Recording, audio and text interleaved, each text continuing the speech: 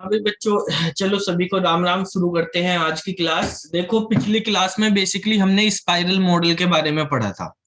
ठीक है, जो बच्चे लास्ट क्लास में नहीं थे तो थोड़ा सा रिवाइज करवा देता हूँ मैं बेसिक सी चीजें। वैसे हमने डिटेल में पूरी पिछली क्लास में स्पाइरल मॉडल पढ़ा था। ठीक है, तो स्पाइरल मॉडल का 5 मिनट का थोड़ा सा क्विक रिवीजन कर लेते हैं। क्या क्या हमने पढ़ा था स्पाइरल मॉडल में। तो सबसे पहले अगर आप देखना चाहते हैं, यहाँ पे जैसे लिखा है कि स्पाइरल मॉडल जो है is a combination of both iterative model and one of the SDLC model. यानी जो स्पाइरल मॉडल है उसमें एक तो इस इटरेटिव मॉडल यूज होता है और प्लस कोई भी एसडीएलसी मॉडल यूज होता है, जिसमें हम बेसिकली वाटरफॉल मॉडल भी कर लेते हैं, प्रोटोटाइप वगैरह भी कर लेते हैं, वो यूज कर लेते हैं। स्पाइरल मॉडल जो है वो बैरी बॉम ने बनाया था 1986 में। ये मॉडल जो प्रपोज किया था, लॉन्च किया गया था, वो बैरी बॉम के द्वारा 1986 में करा गया था। ठीक है, ये जो हमारे पास स्पाइरल मॉडल है ये एक इवोल्यूशनरी सॉफ्टवेयर प्रोसेस मॉडल है। हमने बात करी थी कि इवोल्यूशनरी में भी यूज होता है। एक इसका जो दूसरा तरीका है वो डिलीवरी वाला भी है, डिलीवरी मेथड में भी होगा। ठीक है, तो डिलीवरी और इवोल्यूशनरी दोनों होते हैं। तो पहले हम अगर इवोल्यूशनरी की बात करें तो उसमें इटरेटिव मॉडल के साथ हम जो है लीनियर सिक्वेंशियल यानी वाटरफॉल मॉडल यूज करते हैं। इवोल्यूशनरी में जो है हमारे पास आपको बताया था, जैसे इवोल्यूशन है हमारे पास सॉफ्टवेयर इवोल्यूशन बताया था, इवोल्यूशनरी मॉडल में हम लगातार अपडेट करते रहते हैं। ठीक है, तो फंक्शनलिटी ऐड होती रहती है स्टेप बाय स्टेप। तो यहाँ पे evolutionary software process model in which spiral model is combination iterative model और लीनियर सिक्वेंशियल डेवलपमेंट मॉडल यानी वाटरफॉल मॉडल। इसमें ये भी कहा कि स्पाइरल मॉडल जो है also work delivery spiral model की तरह भी काम करता है, जिसमें हम कॉम्बिनेशन प्रोटोटाइप और इटरेटिव मॉडल का यूज करते हैं। अब देखो, इसके बाद ये तो होगी इसकी बेसिक इंफॉर्मेशन। ठीक है, फिगर वगैरह कैसे काम करता था हम लास्ट क्लास में पढ़ चुके हैं। अब यहाँ पे कहा कि जो दिस मॉडल यानी स्पाइरल मॉडल का मेन फोकस क्या होता है, रिक्स एनालिसिस पे होता है। यानी रिक्स analysis is the main part of this model. यहाँ पे लिखा हुआ भी this model consider risk which often goes unnoticed by most other model. बाकी काफी मॉडल में रिक्स के बारे में बात नहीं करी जाती, और जो स्पाइरल मॉडल है उसका मेन पार्ट, मेन फोकस रिक्स एनालिसिस पे होता है। जैसे आपको बताया था कि भाई हमारे पास 4 क्वाड्रेंट होते हैं।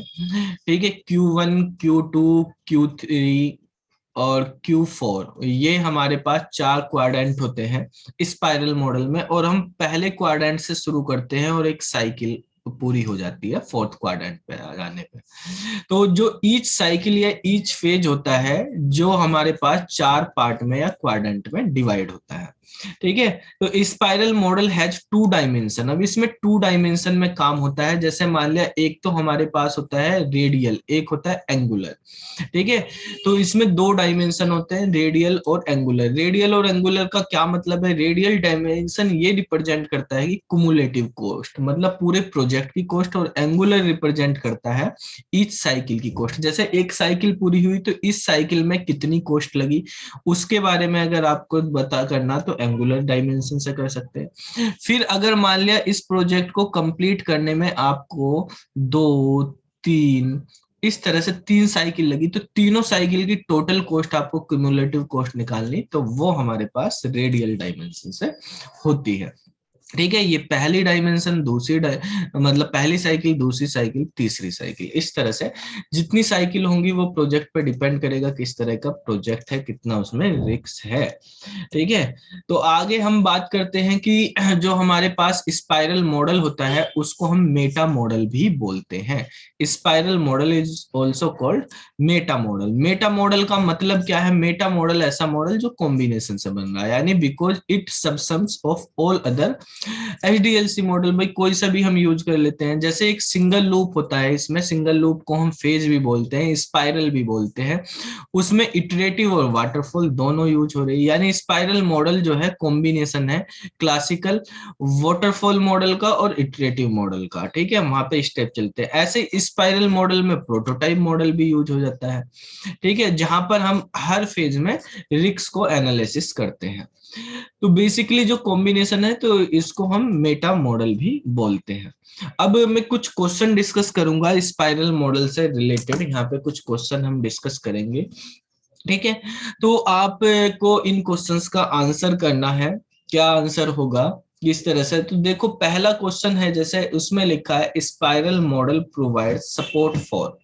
स्पाइरल मॉडल किस चीज की सपोर्ट प्रोवाइड करता है, ये हमें बताना। भाई यहाँ पर जो है हमारे पास ऑप्शन दिए हुए हैं, जैसे इशू डायग्नोसिस करने के लिए है, रिस्क हैंडलिंग के लिए हम यूज करते हैं स्पाइरल मॉडल को, या हम जो है प्रॉब्लम आइडेंटिफिकेशन के लिए करते हैं, या नन ऑफ द मेंशन, ठीक है। तो देखो बहुत ही सिंपल क्वेश्चन है। रिक्स अभी जो हमने पढ़ा कि जो हमारे पास स्पाइरल मॉडल होता है उसका मेन फोकस किस चीज पे होता है, उसका मेन फोकस होता है हमारे पास रिस्क एनालिसिस पे, ठीक है। किस पे होगा हमारा मेन फोकस, रिस्क एनालिसिस पे होगा। तो रिस्क एनालिसिस होता है उसमें, तो मतलब रिस्क के बारे में कहाँ बात करी गई है, रिस्क हैंडलिंग बी वाले पार्ट में बात करी गई है। तो इसका जो करेक्ट आंसर होगा वो होगा हमारे पास बी, यानी रिस्क हैंडलिंग, ठीक है बेटा। अब अगर नेक्स्ट क्वेश्चन पे चलते हैं हम, यहाँ पर नेक्स्ट क्वेश्चन क्या है, इसमें कहा स्पाइरल मॉडल को सबसे पहले इंट्रोड्यूस किसने किया। Spiral model was first introduce. तो पिछली क्लास में हम वैसे डिटेल में स्पाइरल मॉडल कर लेते हैं, अब मेन हमारा क्वेश्चंस करने का है यहाँ पर। तो स्पाइरल मॉडल को किसने इंट्रोड्यूस किया था, अभी हमने पढ़ा था, ठीक है। एक पॉइंट की बैरी बोम ने 1986 में इस मॉडल को प्रपोज किया था या इंट्रोड्यूस किया था, ठीक है।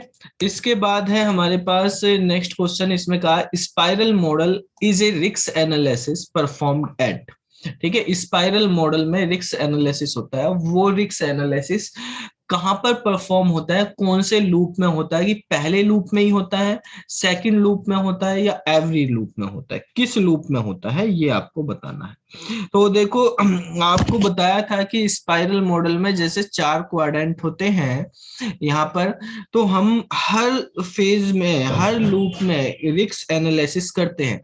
पहला जैसे क्वाड्रेंट है, इस तरह से हमारे पास एक फेज चला, ठीक है, एक साइकिल चली, ये Q1 है। Q1 के अंदर हम प्लानिंग करते हैं, यहाँ पे मेन होता है प्लानिंग का। जो हमारे पास Q2 है, Q2 में हमने बताया था कि हम रिस्क एनालिसिस पे फोकस करते हैं, यहाँ पे रिस्क एनालिसिस होता है।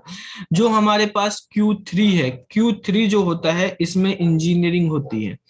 इंजीनियरिंग का मतलब इसमें डिजाइन, डेवलपमेंट, टेस्टिंग, ये सारी चीजें यहाँ पर होती हैं। Q4 होता है, इसके अंदर कस्टमर का इवेल्यूशन होता है, कस्टमर चेक करता है उसको, कस्टमर इवेलुएट करता है आपके मॉडल को, कस्टमर इवेल्युएशन, और नेक्स्ट फेज की प्लानिंग शुरू हो जाती है, ठीक है। तो इस तरह से मतलब दूसरे उसमें आएंगे, उसमें भी यहाँ पे भी रिस्क एनालिसिस है। जब दूसरा साइकिल चलेगा तो उसमें भी इसमें रिस्क एनालिसिस होगा, यहाँ पर हर फेज में या हर लूप में, every loop in the model, ठीक है। मॉडल के हर लूप में हमारे पास रिस्क एनालिसिस किया जाता है। जब भी हम नई चीज इंप्लीमेंट करेंगे, कोई नई फंक्शनैलिटी ऐड करेंगे, तो आपको उसकी रिस्क एनालिसिस करनी होगी, ठीक है। नेक्स्ट क्वेश्चन है हमारे पास 4th नंबर का, इसमें कहा है कि generally A spiral model is a combination of. जो स्पाइरल मॉडल है वो किस चीज का कॉम्बिनेशन है, यहाँ पे कहा एक मॉडल और लीनियर सीक्वेंशियल डेवलपमेंट मॉडल। तो एक तो आपको पता ही है कि भाई यहाँ पर जो हमारे पास होगा, जो रिस्क एनालिसिस में लीनियर सीक्वेंशियल मॉडल या प्रोटोटाइप तो कर लेते हैं, लेकिन एक फिक्स है हमारे पास इटरेटिव मॉडल। तो इटरेटिव मॉडल हमारे पास यहाँ पे यूज होने वाला है। इसका आंसर हमारे पास बी होने वाला, ए होने वाला है, फर्स्ट वाला, ठीक है। नेक्स्ट क्वेश्चन है कि स्पाइरल मॉडल के बारे में यहाँ पे कहा है कि भाई यहाँ पर एक काम कर लेते हैं, पेन चेंज कर लेते हैं थोड़ा। इसमें कहा है number of development phases needed to develop a product can be varied by the project manager depending upon. यानी हम कोई प्रोजेक्ट डेवलप कर रहे हैं और यूज कर रहे हैं स्पाइरल मॉडल का, तो उस प्रोजेक्ट में कितने जो है नंबर ऑफ साइकिल्स बनेंगी, नंबर ऑफ फेजेस बनेंगे, या नंबर ऑफ लूप बनेंगे, वो किस चीज पे डिपेंड करता है, ये हमें बताना है।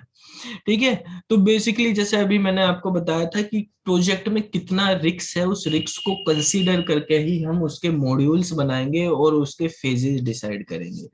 तो प्रोजेक्ट के रिस्क पे ये मेनली डिपेंड करता है। इसका आंसर होगा हमारे पास first, project risk. Project development तो उसके बाद करना ही है, प्रोजेक्ट का रिव्यू वगैरह वो मेनली रिस्क है हमारे पास, क्योंकि इसमें सारा काम रिस्क से डिपेंडेंट है, यहाँ पे रिस्क पे ही है। तो नेक्स्ट क्वेश्चन देखते हैं, हमारे पास 6 नंबर का क्वेश्चन है। 6 नंबर के क्वेश्चन में कहा है कि the development team functionality for the additional requirement in every increasing spiral.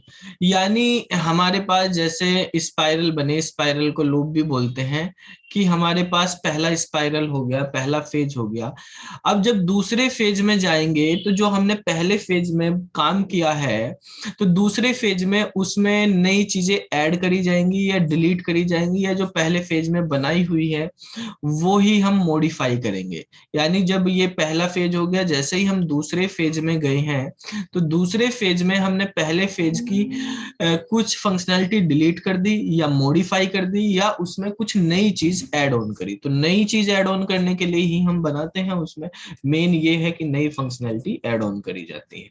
ठीक है, तो हम इस तरह से फेज का यूज करते हैं। अगर सेम नहीं करना तो मेंटेनेंस ही कर लेते भाई, मॉडिफाई करना था या डिलीट करना था। तो यहाँ पर जो है नेक्स्ट है हमारे पास कि spiral model has 2 dimension. Spiral model में 2 डायमेंशन होते हैं।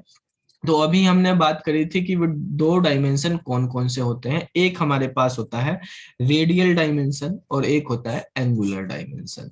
तो ये 2 डायमेंशन हमारे पास स्पाइरल मॉडल में यूज होते हैं, रेडियल और हमारे पास एंगुलर डायमेंशन। ठीक है, तो जो रेडियल डायमेंशन है, रेडियल वाला डायमेंशन ये हमारे पास कुमुलेटिव कॉस्ट बताता है। मतलब कंप्लीट सारे फेज की कॉस्ट, ऑल फेज की जो हमारे पास कॉस्ट होगी वो बताएगा। और जो एंगुलर है वो हमारे पास फेज बाय फेज बताता है, यानी कॉस्ट ऑफ ईच फेज या स्पाइरल। ठीक है, ये डिसाइड करता है। तो ये 2 हमारे पास इसमें यूज किए जाते हैं डायमेंशन। इसके बाद क्वेश्चन नंबर 8 समझते हैं। क्वेश्चन नंबर 8 पे बेटा कहा है कि इन spiral model during the identify and resolve risk phases. ठीक है, इन spiral model during the identify and resolve risk phases, यानी हम रिस्क क्या है वो आइडेंटिफाई कर रहे हैं और फिर उसको रिजोल्व कर रहे हैं। तो उस फेज में all the possible solution are evaluated to select the best possible. ठीक है, यहाँ पे बताना बेस्ट पॉसिबल क्या होगा। वैसे बहुत ही सिंपल क्वेश्चन, यहीं से सेंटेंस से ही आपको आंसर का पता चल रहा कि जब हम क्वाड्रेंट 2 में जाते हैं, यहाँ पे हम रिस्क एनालिसिस करते हैं। हमने रिस्क को आइडेंटिफाई भी करना है, रिस्क आइडेंटिफाई करेंगे हम, एंड फिर उसको रिजोल्व भी करेंगे, रिजोल्व रिस्क। ठीक है, और देखो कोई रिस्क आया, उसको मान लिया आइडेंटिफाई कर लिया, कुछ प्रॉब्लम आ सकती है, हमने वो आइडेंटिफाई कर ली कि क्या क्या प्रॉब्लम हो सकती है हमारे प्रोजेक्ट में, वो हमने आइडेंटिफाई करी। आइडेंटिफाई करने के बाद वहां पर हमारे पास टीम है, उनकी मीटिंग होगी, वो देखेंगे कि भाई इसको कैसे सोल्व किया जाए। तो मल्टीपल सॉल्यूशन वहां पे आ सकते हैं, तो उनमें से जो बेस्ट पॉसिबल सॉल्यूशन होगा वो हमें सेलेक्ट करना है। ठीक है, उसके अकॉर्डिंग हम फिर काम करेंगे। तो बेस्ट पॉसिबल सॉल्यूशन इसका आंसर हो जाएगा। ठीक है भाई, यहाँ पे भी लिखा ही है, हम सॉल्यूशन के पॉसिबल सॉल्यूशन हमारे पास थे ऑल, तो उसमें से कौन सा सेलेक्ट करना, बेस्ट पॉसिबल सॉल्यूशन। ठीक है, क्वेश्चन नंबर 9 पे आते हैं। क्वेश्चन नंबर 9 में कहा है कि जो हमारे पास स्पाइरल मॉडल है वो यूजफुल होता है, कब यूजफुल होता है? जब प्रोजेक्ट लार्ज हो हमारे पास तब यूजफुल होता है, या release are required to be frequent. ठीक है, जो हमारे पास रिलीज है मतलब उसका रिलीज मतलब फेजेस हैं, वो बार बार हमें मतलब थोड़े थोड़े मतलब फेजेस में आपको सॉफ्टवेयर जो है रिलीज करना। पहला हमने इतना बना दिया तो रिलीज कर दिया, कस्टमर को दे दिया, वो अब उस पर काम कर रहा, फिर अगली फंक्शनैलिटी ऐड करी उसको रिलीज। तो हमें रिलीज करते रहना है फ्रिक्वेंटली। और जो रिक्वायरमेंट हमारे पास पहले से ही क्लियर नहीं है, क्योंकि हम पहले हमारे पास पहले फेज की रिक्वायरमेंट रिक्वायरमेंट क्लियर हुई उस पे करा, नई रिक्वायरमेंट आई उस पे काम करेंगे, या हमारे पास कॉम्प्लेक्स प्रोजेक्ट है वहां पर हमने रिक्वायरमेंट को फेजेस में डिवाइड कर दिया है, तो उस तरीके से। तो इसका answer all of the mention होने वाला है, यानी हमारे पास डी वाला आंसर हो जाएगा।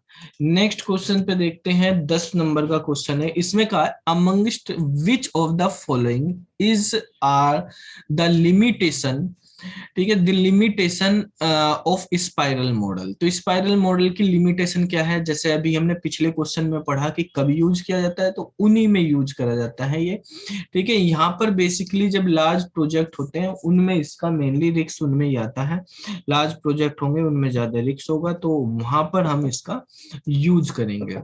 Protocol need to be followed strictly, जब हमारे पास जो प्रोटोकॉल्स हैं, ठीक है, मतलब जो रिस्क एनालिसिस का सॉल्यूशन आया उसको हमें स्ट्रिक्टली फॉलो करना है, या डॉक्यूमेंटेशन मोड, डॉक्यूमेंटेशन भी इसमें होगी भाई काफी ज्यादा, क्योंकि आपको पूरा एनालिसिस करना है डिटेल में और सब क्लाइंट के साथ शेयर करना है, तो डॉक्यूमेंटेशन भी होगी, तो इसका भी answer all of the mention होने वाला है, ठीक है। क्वेश्चन नंबर 11, क्वेश्चन नंबर 11 में कहा है using the spiral model the system is developed in A series of, जो स्पाइरल मॉडल है उसमें सिस्टम जो है डेवलप करा जाता है एक सीरीज में, किस चीज की सीरीज में, इंक्रीमेंटल सीरीज में।